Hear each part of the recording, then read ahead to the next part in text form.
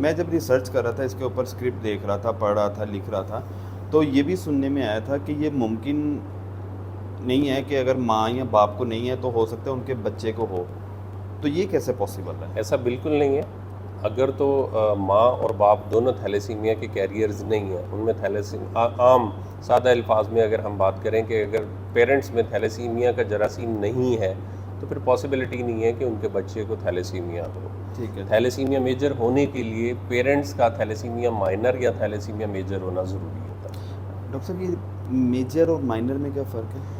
Thalassaemia minor का मतलब ये है कि मिसाल के तौर पे सादा लफ्ज़ों में आपको समझाऊंगा कि थैलेसीमिया का जरासीम अगर दो पेरेंट्स में है तो वो बीमार नहीं है, उनमें खून की कमी है। एक आम इंसान में जो हीमोग्लोबिन है वो 14 से 15, 13 पे भी आ जाती है, 12 पे भी आ जाती है, तो ये नॉर्मल में कंसिडर होती है। लेकिन जो माइनर होते हैं इनकी हीमोग्लोबिन का लेवल 10 तक भी होता है, 10 से नीचे भी आ जाता है, 9 तक भी होता है। एनेमिक कंडीशन रहती है, यानी खून की कमी रहती है, ये होते हैं थैलेसीमिया माइनर, लेकिन ये कोई बीमारी नहीं है।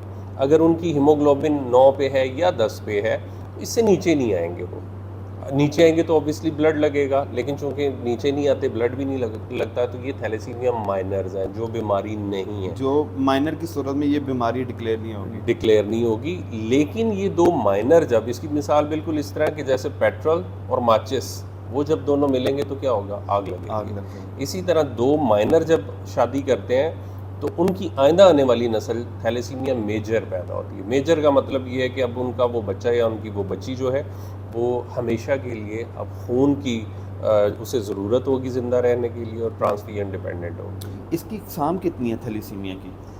थैलेसीमिया की मुख्तलिफ इकसाम है, जिसमें हम थैलेसीमिया मेजर है, माइनर है, ट्रेट है, कोई और बीटा भी है कोई? जी वही है जो ट्रेट है।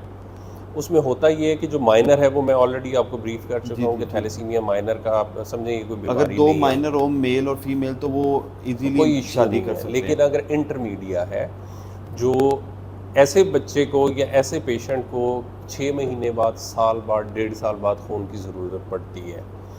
मेजर को तो हर महीने या हर 15 दिन बाद या हर हफ्ते ज़रूरत पड़ती है खून की। लेकिन जो इंटरमीडिएट मतलब वो उसमें बीमारी की शिद्दत कम होती है, तो उसको फिर जो है वो 6 महीने बाद या साल बाद खून की ज़रूरत। ये डायग्नोस कैसे होती है, किस एज में पता चलता है कि इस बच्चे को थैलेसीमिया की? ये बीमारी ऐसा नहीं है कि 8 साल या 10 साल की उम्र में जाके डायग्नोज हो के इसे तो थैलेसीमिया है, क्योंकि जिस इंसान का खून नहीं बन पा रहा, अब उसकी जिस्म उसका जो है वो सिस्टम खून बना ही नहीं पा रहा, तो ऐसा तो नहीं है कि वो 8 साल तक बगैर खून बनाए ज़िंदा रह सकेगा। पॉसिबल ही नहीं। तो वो बच्चा जो पैदा होता है, अपनी वालदा से जो खून उसने लिया होता है, वो 3 महीने, 4 महीने, इवन के 8-10 महीने तक भी वो सर्वाइव कर जाता है अगर वो हेल्दी बेबी है तो। लेकिन वो जो वालदा से लिया हुआ खून जब कंज्यूम कर लेता है, उसके बाद उसका वीकनेस का मामला शुरू हो जाता है। तो उसमें फिर ये देखा जाता है कि थैलेसीमिया का ये बच्चा जो है, डॉक्टर को फौरी तौर पे तो नहीं इस चीज़ का अंदाज़ा होता कि ये बच्चा थैलेसीमिया का है। पेरेंट्स जब किसी भी डॉक्टर के पास लेके अपने बच्चे को जाते हैं और पता ये चलता है कि ये बच्चा जो है वो दिन ब दिन कमज़ोर होता जा रहा है, मेडिसिन दी है लेकिन कोई फ़र्क नहीं पड़ रहा है, उसकी रंगत, उसका दुबलापन इस चीज़ पे मजबूर करता है कि उसका टेस्ट करवाया जाए।